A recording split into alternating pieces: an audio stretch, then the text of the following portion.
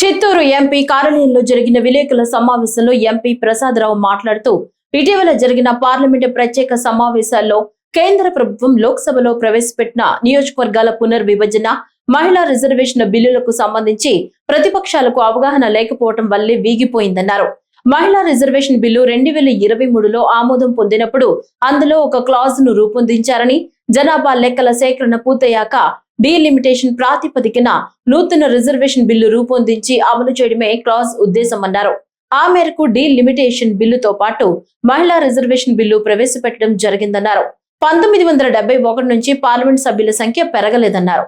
NDA ప్రభుత్వం ప్రజలకు మంచి చేయాలని ప్రయత్నిస్తే ప్రతిపక్షాలు రాజకీయ ప్రయోజనాలకు మోకాలడ్డుతోందన్నారు. ఈ ప్రక్రియ ముందుకు సాగడానికి ప్రత్యామ్నాయం చూపాలని సూచించారు. డివిజన్ చేసుకొని అంటే ఓటింగ్ కోసం అడిగి ఓటింగ్ పెట్టి ఆ బిల్లు వీగిపోవటం జరిగింది. మీద అది మన అందరికీ తెలుసు. మనం తెలుగుదేశం పార్టీ ఎన్డీఏలో భాగస్తులుగా మనం ఈ బిల్లుని సపోర్ట్ చేశాం. ఈ బిల్లు మంచిదా లేకపోతే ఈ బిల్లు ప్రజలకు నష్టం చేస్తుందా అనే విషయాన్ని మనం చూద్దాం. ఇప్పుడు ఉమెన్స్ బిల్లు 33% ఉమెన్కి రిజర్వేషన్ ఇద్దామని చెప్పి ఎప్పటి నుంచో ప్రయత్నాలు జరుగుతున్నాయి. అయితే 2023లో అపోజిషను తర్వాత ట్రెజరీ బెంచెస్ అందరూ కూడా కన్సెన్సస్ మీద ఈ బిల్లు పాస్ చేయడం జరిగింది. అయితే దానిలో ఒక క్లాజ్ ఉంది. ఆ క్లాజ్ ఏంటంటే సెన్సస్ పూర్తయిన తర్వాత డీలిమిటేషన్ పూర్తయిన తర్వాత దీన్ని అమలు చేద్దాం అనే ఒక చిన్న క్లాజ్ ఉంది.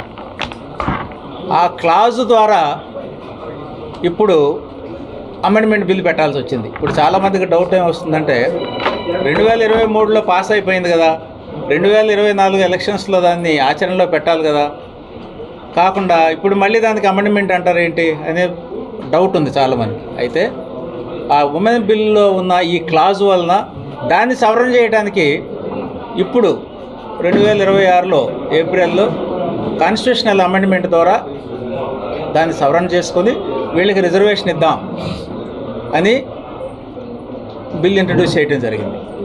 అయితే కొంతమందికి దాంతోపాటు డీలిమిటేషన్ బిల్లు కూడా పెట్టడం జరిగింది. చాలామంది డౌట్ ఏంటంటే డీలిమిటేషన్ బిల్లు ఉమెన్ బిల్లు రెండు కంబైన్డ్ ఎందుకు చేశారు, ఉమెన్ బిల్లు పేరుతోటి ఈ బిల్లును కూడా చాట్ను పాస్ చేసుకుందామా అని. ఆ క్లాజ్ మనకి చెప్తుంది. కాన్స్టిట్యూషనల్ క్లాజ్లో వాళ్ళు పాస్ చేసిన బిల్లు కాన్స్టిట్యూషన్లోకి వచ్చేసింది. అది దానిలో ఏం చెప్తుంది, ఈ డీలిమిటేషన్ అయిపోయిన తర్వాతనే ఇంప్లిమెంట్ అవుతుంది.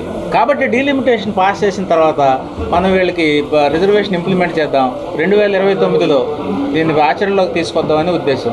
ఈలోపు ఈ టైం సరిపోతుంది అన్ని అడ్జస్ట్మెంట్స్ చేసుకోవడానికి. డీలిమిటేషన్ వాటర్ అడ్జస్ట్మెంట్స్, తర్వాత SC ST BC reservations, women reservation seats చేసుకోవడానికి 2-3 ఇయర్స్ సరిపోతుంది. కాబట్టి 2029లో దీన్ని మనం ఆచరణలోకి తీసుకొద్దామన్న ఉద్దేశంతో ఈ బిల్లు పెట్టడం జరిగింది. ఈ బిల్లును సమర్థించుకోవడానికి మనకు కనపడుతున్న ఇదేంటంటే 1971లో ఇందిరాగాంధీ గవర్నమెంట్ ఉన్నప్పుడు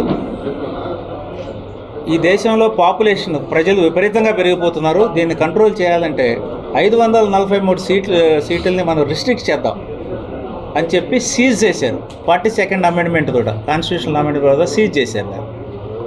దాన్ని 2001లో వాజ్పేయి గారి గవర్నమెంట్లో కూడా అనదర్ 25 ఇయర్స్ దాన్ని ఎక్స్టెండ్ చేశారు.